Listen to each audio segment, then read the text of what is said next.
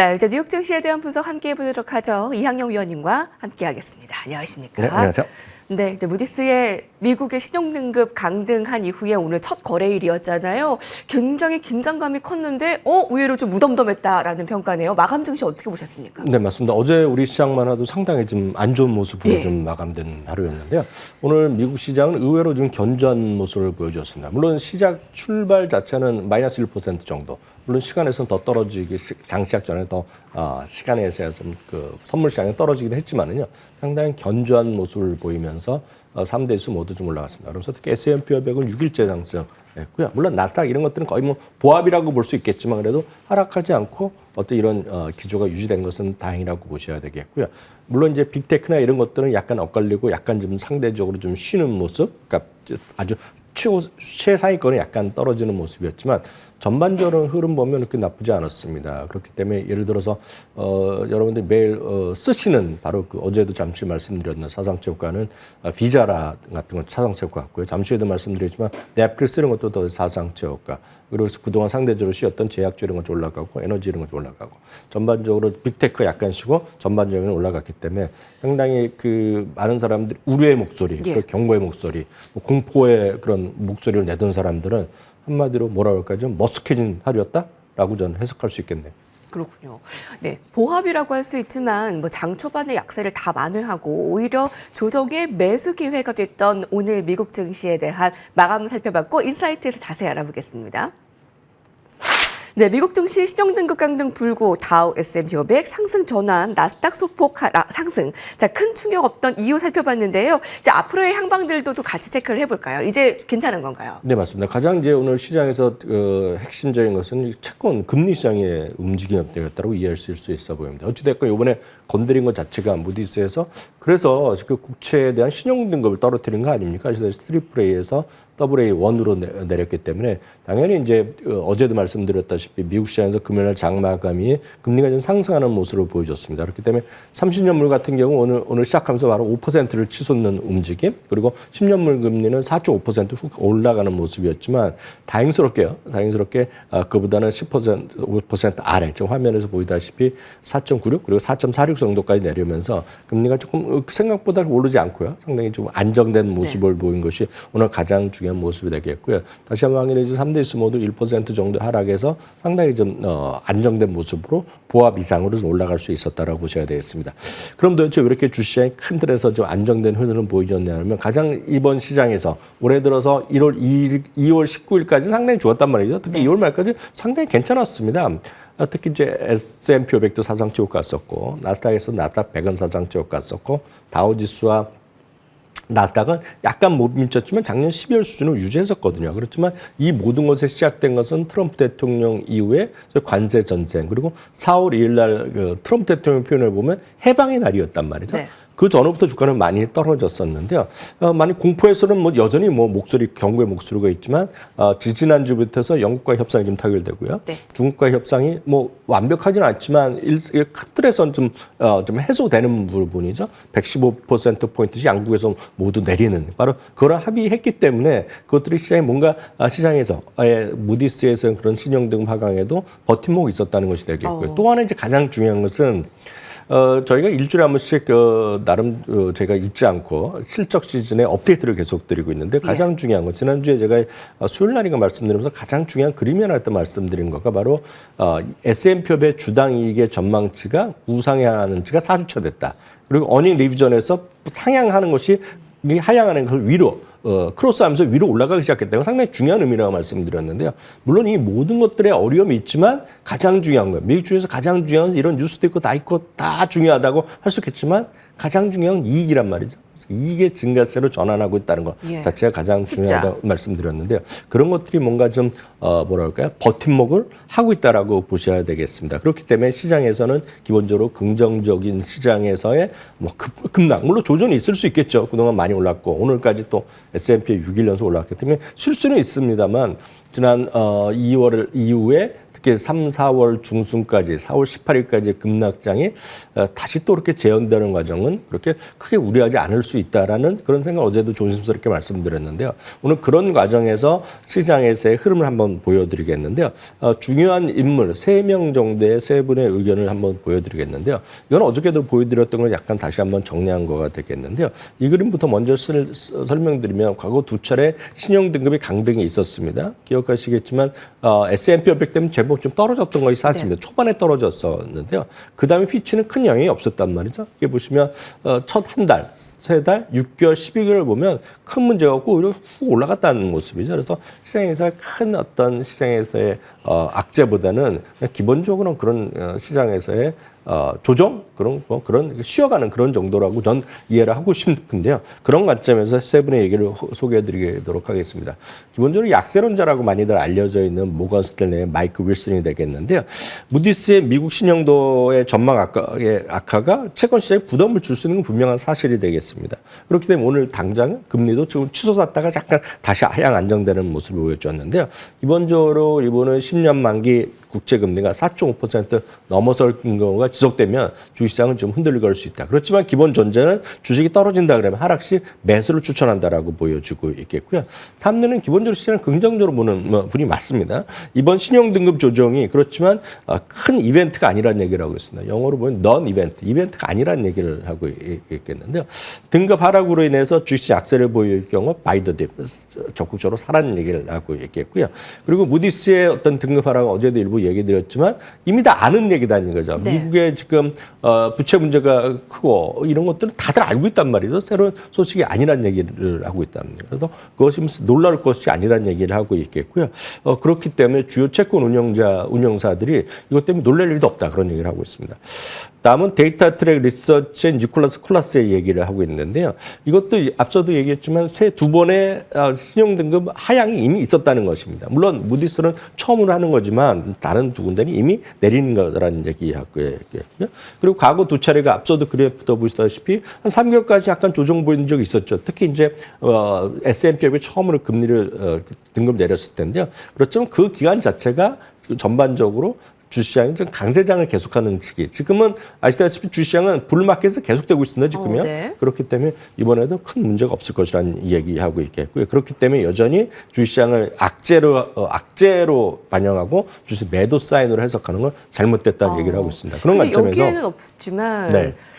그 JP모건의 다이먼 경고가 있었는데 지금 뉴욕 시장 금융시장이 너무 안일하다. 지금 관세와 재정학 위험이 과소평가됐다라는 또 반대 의견들도 분명 있는데. 맞습니다. JP모건의 제이미 다이먼은 뭐 대단한 분이죠. 그렇지만 이분이 계속해서 상당히 한 3년 전부터 계속해서 보수적으로 보고 있고요.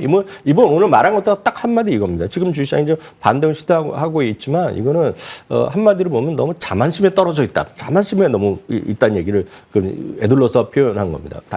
늘 말씀 미국 시장은 한 목소리가 아닙니다. 대한민국 주시장은 항상 한 목소리 나와서 좀 문제라고 보고. 그게 더 위험한가요? 네, 그게 엄청 위험하죠. 그래서 미국 시장은 다양한 의견이 있다는 거기 때문에 누구 한 명이 맞고 틀리다 이런 거로 접근하지 마시고 전반적인 시각 흐름. 어제도 말씀드렸다시피 전반적으로 보면 6대 4 정도 됩니다. 6은 약간 보수로 보고 4는 괜찮다는 시각. 오늘도 그런 관점이다라고 보셔야 되겠습니다. 네. 자, 6대 4에 조금 더 긍정적인 시각이 많은 이 시점에서 이제 실적은 좀 숫자가 잘 보여지고 있고요.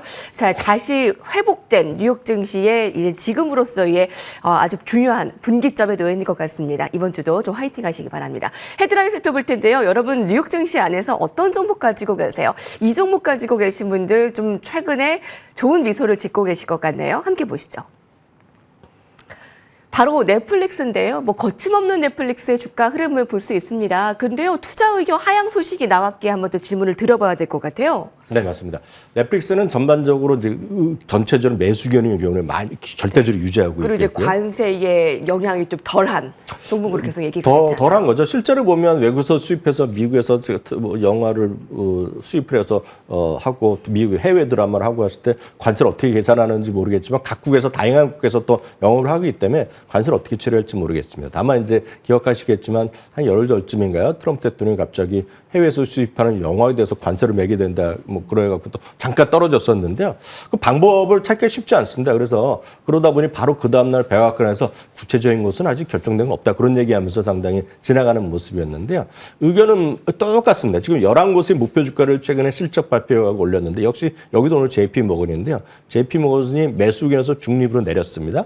그리고 다만 목표 주가는 좀 올려놨는데요. 절대적으로 계속 말씀드리지만 단일한 목소리가 나오는 것은 미국이 절대 아닙니다. 그래서 누가 의견이 좋다, 맞다 이렇게 접근하지 마시고 전체적인 콘센서스 흐름 그리고 가장 중요한 것은 여러분들의 판단이 가장 중요하다 말씀드리겠습니다. 넷플릭스 오늘 뭐 아주 소폭이지만 뭐 미세하지만 오늘도 올라갔고 결국 기록적으로 보면 오늘도 사상 저가를 기록했는데요. 네. 잘 한번 생각해 보십시오. 넷플릭스 우리나라에 한 7, 8년 벌써 됐나요? 처음 들어왔을 때만 보더라도 제가 우리나라의 얘기만 드리겠습니다. 넷플릭스 볼 게 없다라고 얘기하는 사람이 제가 주위에서 넘쳐났습니다. 그래서 요즘은 웬만한 분이 계속 봅니다. 물론 그중에서는 예를 들어서 오징어 게임 나왔을 때 한번 잠깐 보다가 또 잠깐 또 볼 게 없으면 또 구독을 취소하다 그러지만 전 세계 어디나 마찬가지지만 다양한 콜라보를 많이 합니다. 그래서 우리나라 같은 경우는 얼마 전부터 네이버 멤버십 하는 분들이 지금 이거 그냥 볼 수 있게 해주잖아요. 그리고 이미 이동통신처럼 프로젝트를 많이 하고 있기 때문에 그런 거에 대해서 가격에 대한 부담이 많이 없어졌고 그거를 노리는 것이 넷플릭스를 여러분들이 네이버 멤버십으로 보면 광고를 있는 상품을 보는 거거든요. 그래서 그 돈은 네이버가 분명히 넷플릭스에 뭔가 돈을 주겠죠. 거기다가 광고는 오롯이 또 넷플릭스가 돈을 벌어가는 거기 때문에 넷플릭스는 어떻게 되든 간에 사람들이 구독자만 되면 돈을 버는 구조라고 보셔야 되겠고요. 네. 워낙 이제 볼 게 많으니까 어떤 분은 워낙 볼 게 많아서 예. 선택하기 쉽지 않다고 얘기하면서 또 불평하는 분들이 있는데요.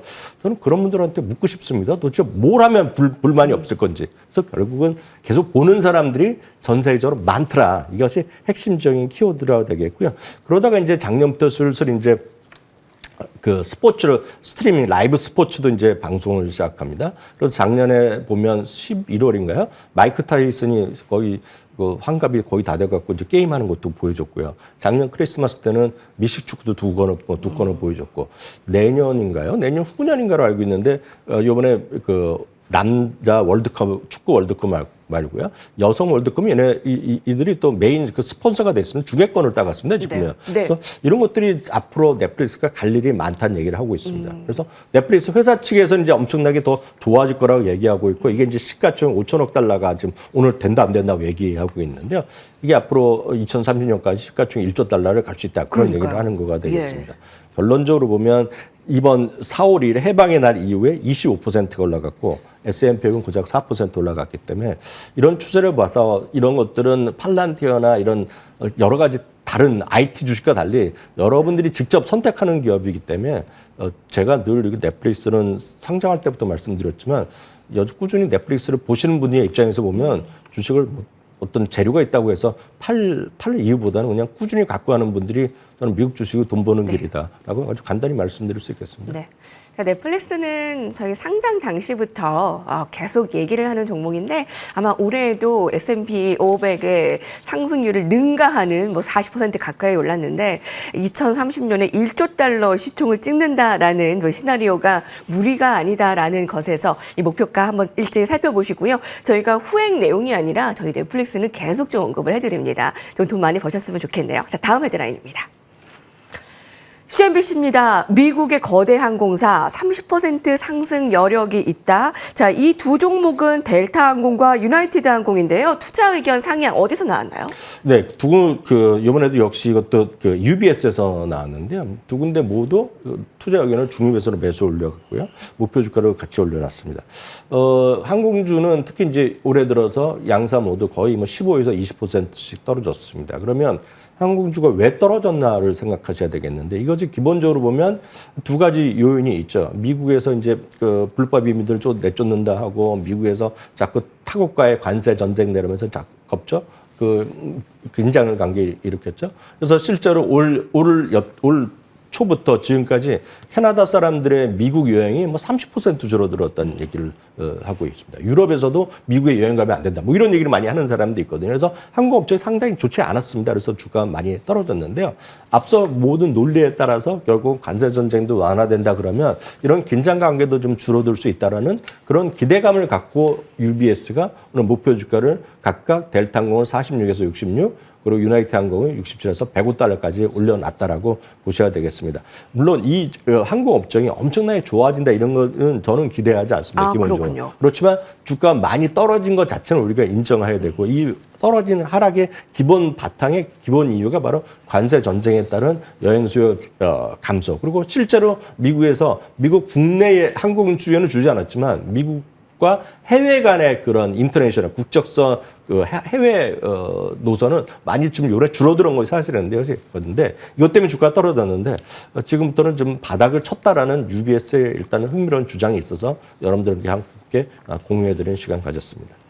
항공 업황이 막 좋아진다라는 시각이 아니라 바닥을 쳤다, 그동안 너무 많이 떨어졌다라는 의식의 UBS의 레포트였고요. 자, 마지막 헤드라인 살펴보겠습니다. 고품격 주식 픽5입니다. 요즘 월가에서는 어떤 종목들을 좀 보는 편일까요? 바로 뱅크 오브 아메리카가 꼽았습니다. 하이 퀄리티라는 얘기를 했는데요. 네, 하이 퀄리티 주식은 제가 고품격 주식이라고 해서 가장 자주 언급드리는 흐름이 되겠습니다. 많은 분들이 고품격 주식하면 이제 상당히 좀 개념적으로 보면 저게 뭐냐라고 생각하실 수 있겠는데요. 이건 교과서에 딱 나오는 개념이 있습니다. 미국에서 하이 퀄리티 주식이라고 하면 반대되는 개념이 있습니다. 그래서 퀄리티 주식과 반대되는 개념이 아주 쉽게 얘기하면 모멘텀 주식입니다. 모멘텀 주식은 여러 번 말씀드렸다시피 그냥 주가 자체가 올라가는 것을 그냥 미국에서는 일반적으로 모멘텀이 있다라는 표현을 합니다. 그래서 앞에 무슨 우리나라 방송에서는 뉴스 모멘텀, 수급 모멘텀, 재료 모멘텀 이런 등등 얘기하고 있지만 기본적으로 영어식 표현으로 보면 모멘텀 있다라고 표현을 하면 그냥 주가가 올라간다는 의미입니다. 그래서 펀더멘탈보다는 주가가 올라가는 겁니다. 그래서 밸류에이션이 아무리 높건 아니면 뭐 가치가 적건 이런 건 상관없이 올라가는 대표적인 주식입니다. 쉽게 해서 적자임에도 막 올라가는 거 있지 않습니까? 그런 것들 대표적으로 퀄리티 주식보다는 모멘텀 주식이라고 얘기한다라고 먼저 상대적으로 보셔야 되겠고요. 그럼 퀄리티는 뭐냐? 퀄리티는 기본적으로 주가 자체 흐름보다는 기본적으로 ROE 같은 자기 자본 대비 얼마만큼 돈을 많이 버느냐, 부채 비율 얼마나 낮느냐 등등을 하면서 진짜 훌륭한 기업, 그러니까 가치와 이런 것들이 보면서 하는 얘기가 되겠는데요. 오늘 이렇게 5가지 주식을 했는데 뭐 월트 디즈니도 여기에 포함되고 캐드, 케이던스 디자인도 포함되고 캐리 코퍼레이션 워낙 이제 좋은 반도체 산업이기 때문에 흥미롭지만 제가 오늘 이 기사를 보고 여러분들한테 소개해드리고 싶어드린 것은 팔란티어가 대표적인 이게 쉽게 해서 모멘텀 주식이라고 우리가 할 수 있거든요. PER 같은 경우 말씀드렸다시피 170배가 나오는 주식입니다. 예상 실적. 그런데도 불구하고 뱅크 오브 아메리카가 물론 뱅크 오브 아메리카는 거의 유의하게 뱅크 오브 아메리카를 가장 높게 160달러의 목표 주가를 제시하고 있는 기업 증권사이긴 하지만 아무리 그래도 160불. 예. 아무리 그래도 이거를 퀄리티 주식을 포함하기 쉽지 않은데 제가 깜짝 놀랐습니다. 이렇게 비싼 종목을? 뱅크 오브 아메리카를 뱅크 오브 아메리카에서 팔란테로 퀄리티 주식을 5개 중에 하나를 했는데요. 이거에 대해서는 국방 기술이라든가 차별화된 AI 솔루션을 갖고 있고 AI 시장에서의 확고한 지배력을 갖고 있고 당장은 아니지만 엄청나게 자본 대비 투하 대비 이익률이 엄청 앞으로 높아질 수밖에 없다. 그런 얘기를 하면서 5개 중에 하나를 뽑아놨기 때문에 다른 것과 더불어서는 흥미롭기 때문에 오늘 이 기사를 소개해드렸습니다. 네, 고품질 주식이라는 게 미사여구가 아니라 미국 증시에서는 딱 있는 그 기준이 있는 그 종목들입니다. 5가지 같이 스터디해 보시기 바랍니다. 이학영 위원님과 함께했습니다. 감사합니다.